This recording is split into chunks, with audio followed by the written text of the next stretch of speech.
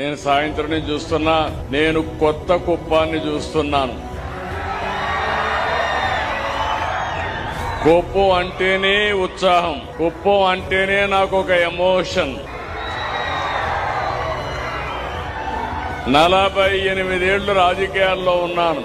8వ సారి మీరు నన్ను ఎమ్మెల్యేగా ఎన్నుకున్నారు ఈ నియోజకవర్గం నుంచి. 4వ సారి ముఖ్యమంత్రి అయ్యాను. ఎప్పుడూ మీ దీవెనలు నాకు శ్రీరామ రక్ష. నేను ఎక్కడున్నా, ఏ స్థాయిలో ఉన్నా, నా మనసు మాత్రం కుప్పం మీదనే ఉంటుంది, కుప్పం ప్రజలతోనే ఉంటుంది.